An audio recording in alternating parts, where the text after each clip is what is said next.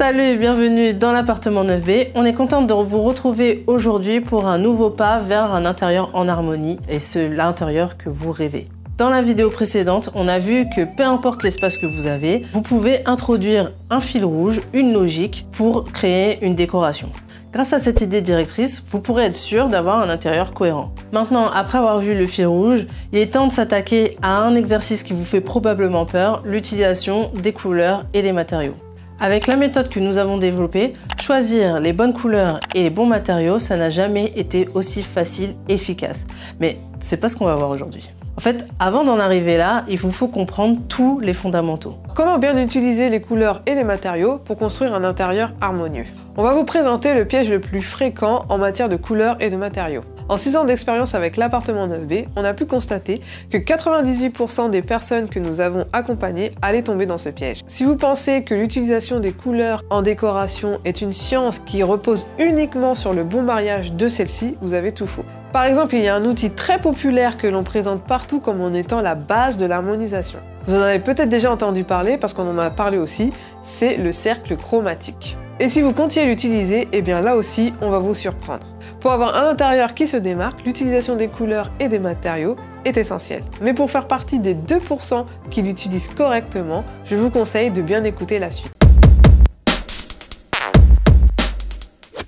Si vous écumez les blocs de décoration, il y a assez peu de chances que vous soyez passé à côté de la fameuse théorie des couleurs. J'ai eu beau chercher sur internet, il semble qu'il n'y ait qu'une seule façon de bien utiliser les couleurs et c'est de savoir les marier. Que ce soit des magazines, des blogueurs ou encore des experts, c'est le seul conseil que j'ai pu trouver. Bien sûr, on trouve une multitude de règles pour savoir bien marier les couleurs. Comme par exemple qu'il ne faut pas en utiliser plus de 3 dans sa décoration, qu'il faut se servir d'un cercle chromatique pour éviter que les associations jurent, qu'il faut faire aussi attention aux différentes nuances, sinon on pourrait vite tomber dans la faute de goût. Le problème avec cette théorie de mariage des couleurs, c'est que ça semble compliqué. Ça peut faire peur et surtout c'est décourageant. Résultat, personne n'ose mettre de la couleur chez soi. Pourtant, si je vous dis que savoir marier les couleurs n'est pas le plus important. D'ailleurs, oui, tous ces principes sont fondés et utiles. Et d'ailleurs, je ne vous en veux pas d'avoir essayé de les suivre. Parce que nous-mêmes, nous les utilisons et nous en avons d'ailleurs parlé dans nos vidéos. Mais le problème, c'est qu'en vous focalisant là-dessus, vous oubliez l'essentiel.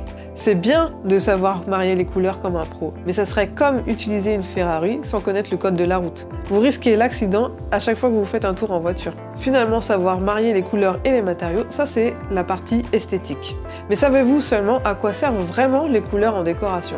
La véritable utilité des matériaux et des couleurs, c'est structurer les volumes. Une des clés pour avoir un intérieur harmonieux, c'est de bien savoir structurer les volumes. En fait, il faut qu'on puisse lire les différents espaces en un seul coup d'œil. Notre cerveau, en fait, il est capable d'enregistrer toutes les informations qu'il perçoit. Et ça, en fait, ça prend beaucoup d'énergie pour les interpréter. Si on ne lui facilite pas la compréhension de l'espace, comment ça va faire? C'est qu'il va mettre certaines informations de côté et ça va pas l'aider à interpréter correctement l'espace. Autrement dit, en fait, il va considérer que c'est la cacophonie. De nos jours, on aime vraiment les espaces très ouverts. La cuisine, la salle à manger, le salon. Maintenant, tout ça ne forme plus qu'un seul espace la plupart du temps. Et ça, c'est vraiment génial pour gagner de la place. Mais par contre, ça cause d'autres soucis pour la structuration des volumes. Les fonctions sont maintenant mélangées et du coup, il devient plus difficile d'aménager son espace. Si on prend l'exemple du duplex familial que l'on a vu hier, cette photo, elle vous dit rien?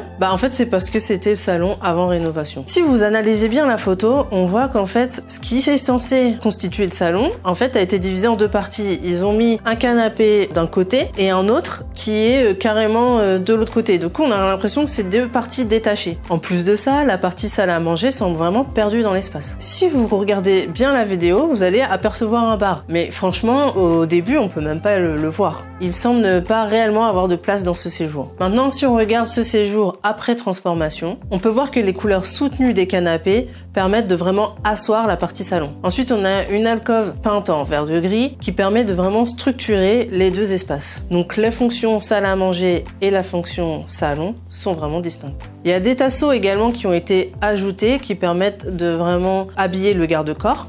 Et avec la peinture, ça permet vraiment de bien délimiter l'escalier. Et d'ailleurs, vous remarquerez que c'est la même peinture que l'on retrouve sur l'alcôve. Pour résumer, si on analyse le salon comme il était avant transformation, on voit que c'était loin d'être défraîchi et que c'était pas non plus moche. Et pourtant, cette pièce ne semblait pas harmonieuse. Comme on peut le voir, cette pièce manquait cruellement de délimitation entre les différentes fonctions qui étaient avec des limites floues. Cloisonner cet espace, ça aurait été dommage parce qu'on aurait perdu en luminosité et en mètres carrés. La solution finalement, c'est de bien utiliser les couleurs et les matériaux pour structurer les espaces. Alors, vous trouvez pas que c'est bluffant, non? Maintenant, nous allons voir la deuxième étude de cas. Si vous n'êtes toujours pas convaincu de l'utilité des couleurs et des matériaux pour structurer l'espace et créer une harmonie, nous allons voir dans l'exemple qui va suivre une démonstration. Prenons le studio que l'on a vu hier avant transformation. On voit bien que le salon est décomposé en 3 parties. Si vous regardez bien, on a l'impression que les meubles ont été juste collés contre le mur, mais on n'a pas la sensation d'avoir une unité. Donc dans la partie cuisine, c'est exactement pareil. Tout semble décorrélé. Il n'y a pas de lien entre la partie cuisine et le bar. Donc si maintenant on analyse le studio après rénovation, on voit que l'utilisation du papier peint et l'utilisation de la peinture sur le soubassement permet de bien structurer le salon. C'est pareil dans la cuisine. L'utilisation des carreaux de ciment au sol a permis de bien structurer l'espace de la cuisine. Dans la partie cuisine, si vous regardez bien, il y a un mur vert d'eau qui permet d'asseoir la table de salle à manger et qui permet de bien créer un nouvel espace. Donc si vous regardez bien, nous avons finalement l'espace salon, salle à manger et cuisine qui sont bien délimités. Voilà, c'est tout pour les études de cas. Tout comme dans ces exemples, si vous appliquez les matériaux et les couleurs à bon escient, c'est-à-dire les appliquer déjà au bon endroit et dans les bonnes proportions, vous allez voir que vous allez pouvoir faire un gap dans votre décoration. Avec tout ça, vous aurez la garantie d'avoir un espace harmonieux qui se démarque et structuré. Et ça s'applique dans n'importe quel espace, que vous habitiez comme dans ce qu'on a vu dans un duplex de 170 mètres carrés et que vous ayez besoin plutôt d'occuper l'espace, ou que vous habitiez dans un studio et que vous ayez besoin de délimiter les fonctions. Si vous avez un projet de décoration et que vous souhaitez aller plus loin, n'hésitez pas à télécharger notre workbook gratuit